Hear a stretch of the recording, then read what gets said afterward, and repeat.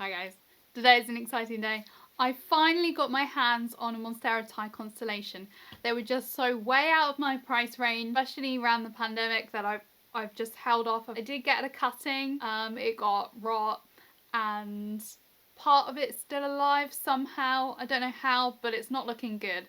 So when I saw this plant come on eBay for barely anything, including the shipping, I was like, why not? We've recently seen these dramatically fall in price from, I think, it's around the £200 mark for a plant like this size back during the pandemic, and then over the years since then they've gradually are getting lower and lower. In America there were people standing outside, I believe it was Costco, that had tried to produce these en masse, but that fell through and they no longer stock the plant because these are so temperamental, and apparently there is only one lab in Thailand that can really successfully do tissue culture from these. Other tissue cultures that you'll find around are from small independent people that have managed to master this skill. They tend to be quite tricky plants. So anyway, I've got one and I have had it for about a week now, been acclimatizing, and it's very, very root bound. So we're going to prop it up in some aroid mix. Hopefully it will enjoy it. So I have a 1 litre plant pot here, which I believe is around 12 centimetres, 12 to 13 centimetres in diameter. And I have just dunked it in some iodine to try and double check that it's killed everything. So I'm going to be tossing up with that. I believe it's the right size going in. It gives it a little bit of space, especially as it's so root bound, but also doesn't give it too much room so that it doesn't soak up any of the moisture and then leaves it rotting. So the place where I got them from on eBay packaged this really well.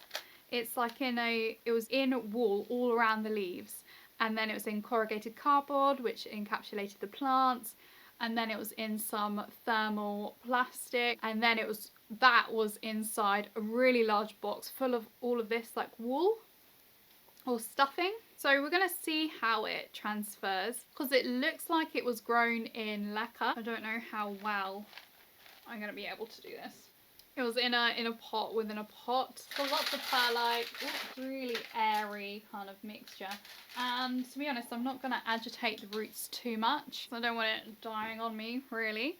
I've got this really, really light and airy aroid mixture that I've created using some Jiffy propagation mix. Added some more perlite to that and 2 different sizes of bark. You can also add worm castings and charcoal for antibacterial purposes, but they're pretty pricey, so we're doing the budget version, which is just a simple aroid mix. Still going to put some of the lacquer balls in there. I don't think this plant likes its roots being agitated too much from everything that I've read online and all the care things that you see on social media. Everyone's saying, oh, they don't like transferring too well, so that's why I haven't really agitated the roots too much. Just try and keep it the same as what it's used to. And it's in a draining pot, so any excess water can run out freely.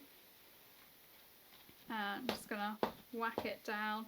You don't want to go right to the rim of the pot, because if you do and you pour water in it, it will fall over the edge and it will stop it permeating down, especially if the soil isn't damp to begin with. And then that's pretty much it. We're just going to water it up.